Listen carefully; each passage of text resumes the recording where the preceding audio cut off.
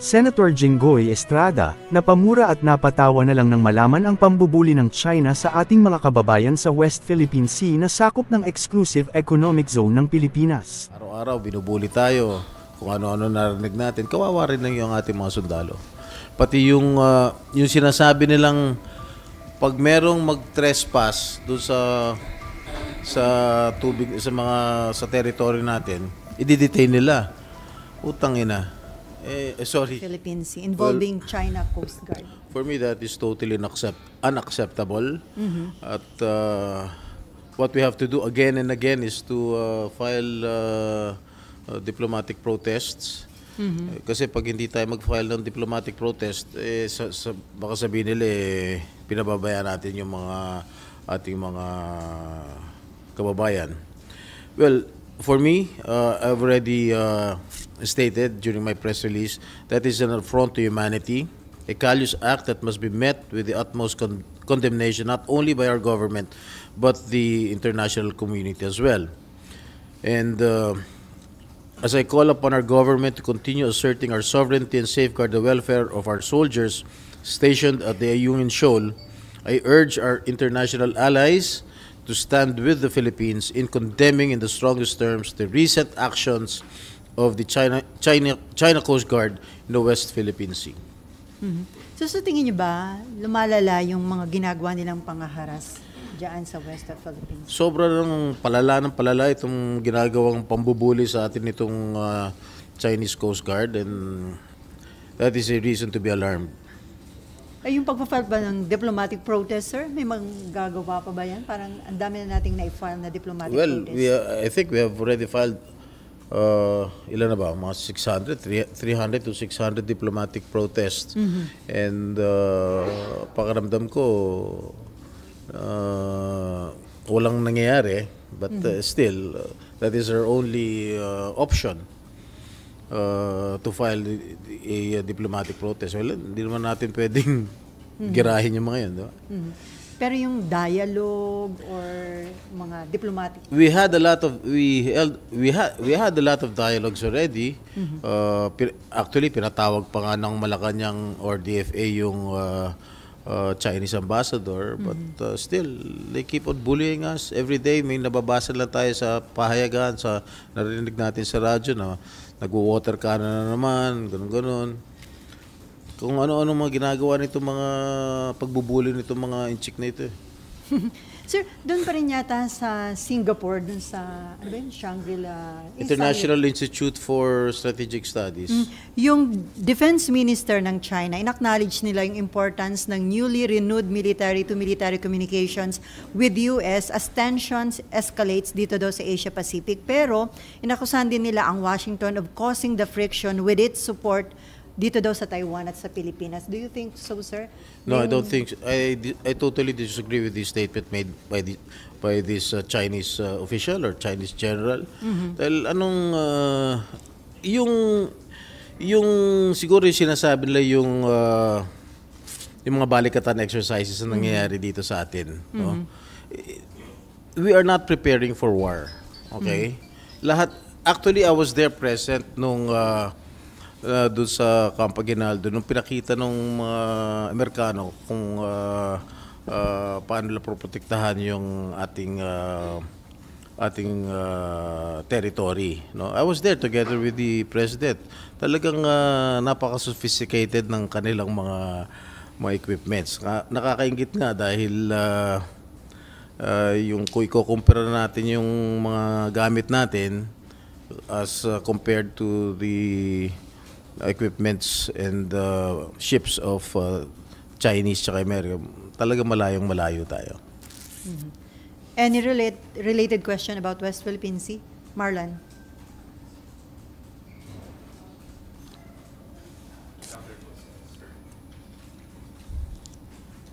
Sir, the speech of the President during the Shangri-La dialogue, even his answers during the Q&A were praised by several defense analysts and even our Justice Arpio.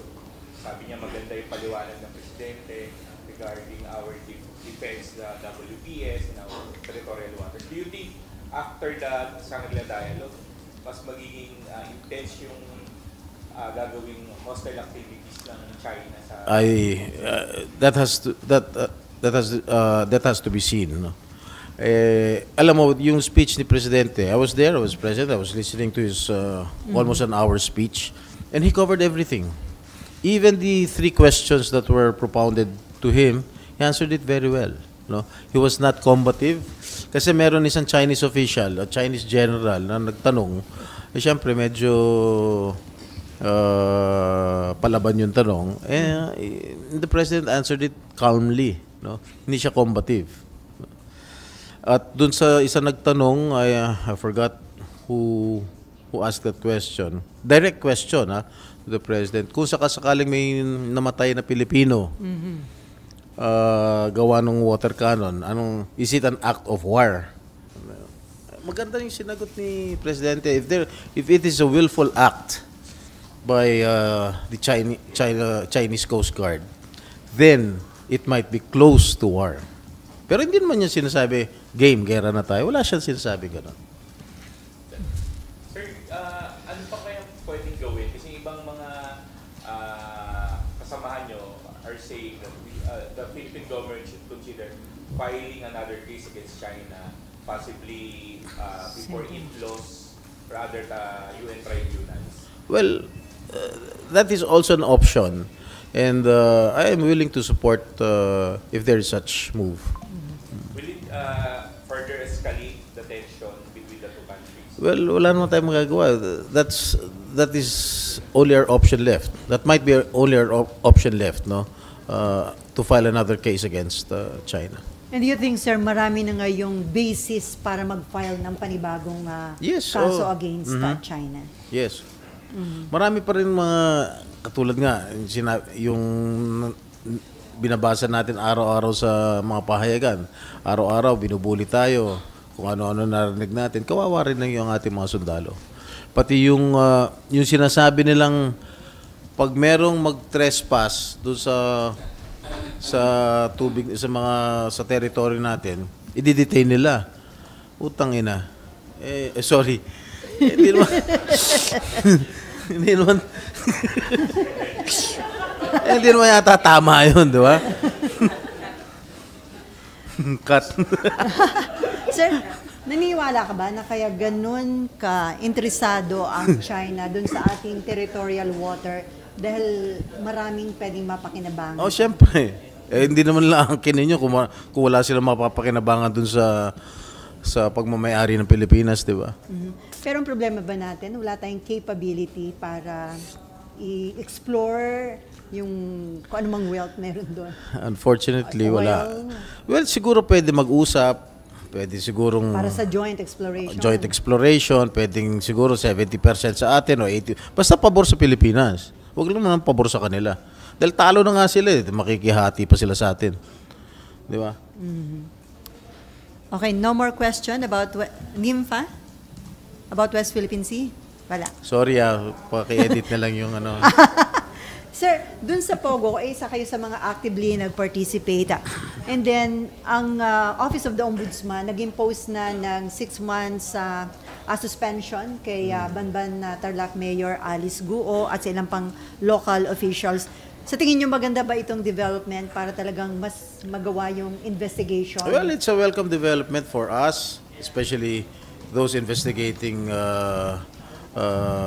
her case here in the Senate. It's a welcome development for us that she was meted out a 6-month suspension by Ombudsman, no? By the Ombudsman. Para wala na siyang influence, para hindi niya magamit ang kanyang impluensya. Yun lang ang intention nun, huwag magamit yung influence. Yes, It doesn't mean na may nakita ng strong evidence. Wala pa. And then, will you attend the executive session tomorrow, sir? Most probably. Ano yung ine-expect mo na mga possible information? Well, I do not have any information yet, but since it is an executive session, they might divulge issues or issues against Mayor Alice Go. Na siguro it might concern national interest. And possible din na doon makita yung kanyang connection dito Yes. sa Pogo operation. Most probably. And some criminal activities like money laundering, sir? Maybe. Kasi medyo malalim tong investigation na gagawin. Kasi yung father, yung tatay hindi na yata malocate, nasa China na yata, pati yung nanay, no, who we all think is a Chinese citizen, di ba? Sir, are you now willing to divulge the name of mayor na sabi mo nag-handle ng Pogo owned by Mayor? Alam na ni Marlon kung sino. Basta sa mayor. Definitely is not a senator. Pero, sir, Mayor sa North. Sir, ba't ayaw nyo pangalanan kung ipapatawag siya ng committee? Huh? Meron ka bang Well, request na I ipatawag? just received a very reliable information that her partner is a public official. Kasi sabihin ko, mayor ng isang maliit na bayan sa Pangasinan. And according to my bubuit, siya yung nagpapatakbo ng POG operations ng owned by allegedly kay Mayor Alice Go doon mismo sa Bamban. So, sir, ipinapatawag na ba yung mayor na yun? Hindi pa. Pero isasuggest nyo Well, na patawag? if I can get pieces of evidence linking that mayor to the POG operations, then patatawag ko. So, sir, yun incumbent ngayon, yung mayor na yun, na nagpapatakbo ng Pogo ni... Yes. Yan ha. Pero nga, sir, ano ba yung... Before, sir, parang hindi kayo pabor sa total ban ng Pogo. Pero ngayon na nakita nyo yung continuous criminal activities sa mga Pogo. Are you now... Kasi yung stand ko before sa Pogo, sabi ko, dun sa mga accredited na may franchise o accredited ng PAGCOR, okay lang yun. Pero yung mga illegal, yun ang talagang tanggalin. Tsaka dapat, lahat ng mga employees ng mga POGO operations, dapat more than 50% Filipinos. Huwag naman para Chinese lahat. No? Yun ang stand ko. Kaya lang, sir, ang problema, maging accredited Pogo involves sa criminal activities like Ayun, dito sa Banbantal. that's a different story. Pagka accredited, kapag involved sa mga criminal activities, dapat palayasin na kagad yan. At tanggalan ng mga prangkisa o permits. So yun lang ang dapat pa, hindi lahat, hindi wag ipagbawal totally. That is my opinion. Kasi, first of all, pagka more than 50% ang employee mo mga Pilipino, syempre, that generates jobs, di ba? Syempre, dati akong chairman ng labor, syempre, proprotekta natin yung mga Pilipino, no? Kailangan natin bigyan nga ng trabaho. In fact, meron din mga nire-remit ng mga taxes naman yung mga legal na Pogo. Yung mga illegal, yun, siguro hindi nagbabayad ng mga buwis yun. Kaya, for me, kailangan sigurong alisin na yung mga yan. Paano yun, sir? Meron na ngayon 3 na i-file na proposed bill pushing for the banning of Pogo in the country. Well, Will you support that? we'll have to study it further. And, ayun, Nympha. Sir, yung mayor, would you encourage po the DILG or would you call on the DILG para investigahan na din ito? Kasi ngayon naman, sir... If the DILG asks for his name, then sasabihin ko sa kanila. Ba't kami, sir, Investigate. ayaw na kami sagutin? Hindi mo kay DILG. Sir, hindi ba hindi ko makontak ang DILG sa inyo para alamin or... Hindi, wala. Pero palagay ko, alam na nila yun kung sino yun. So, kung alam na dapat proactive ang DILG, sir, para hindi na para hindi na makaalis, hindi na makapag-cover up. Well, it's up to the DILG to have their own investigation. Of course, I will not meddle with their investigation. But if they want to ask the name from me, I will divulge the name. Kasi mahirap i-divulge sa media kasi baka i-deny Baka i-deny ka agad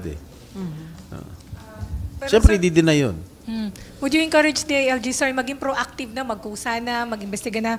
Kasi nga, kung habang nasa position siya, pwede pang ma-cover up, linis. I think the DILG is hell-bent in investigating this issue, in this case. So, marami na rin silang ginagawang investigasyon.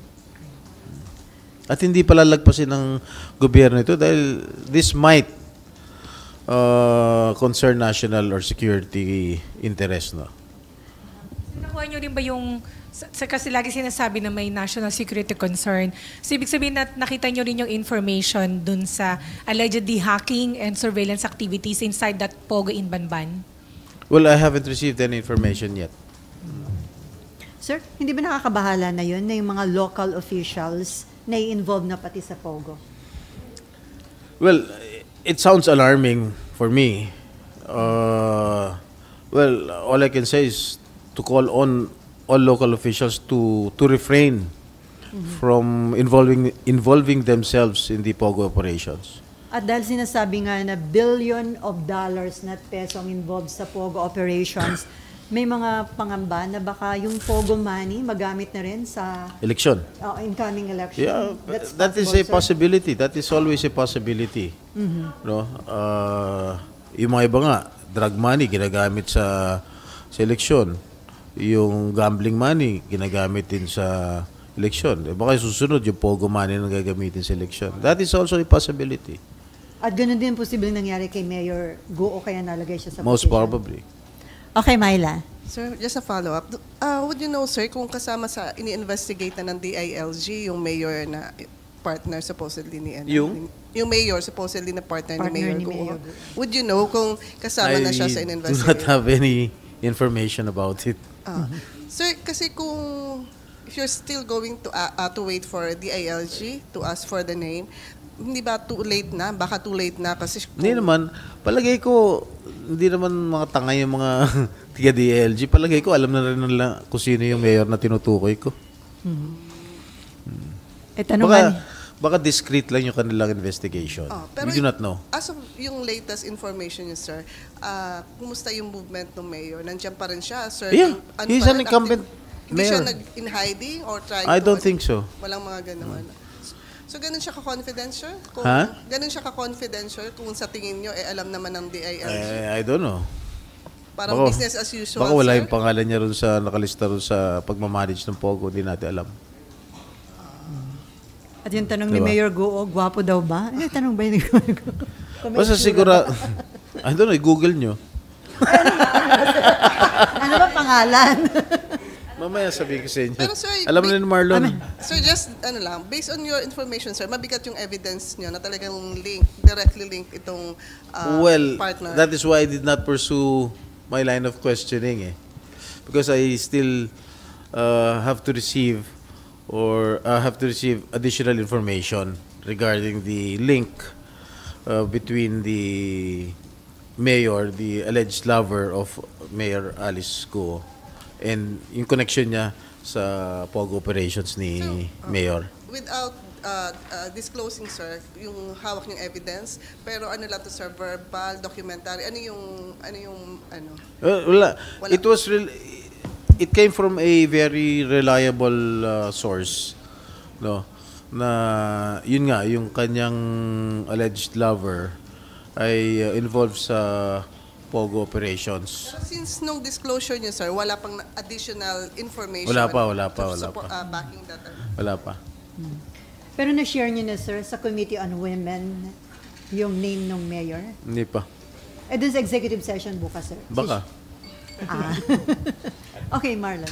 Senator, sir, what's the danger of politicians involving themselves sa Pogo operations? Tsaka again, may term na sila, Pogo politics yung nangyayari.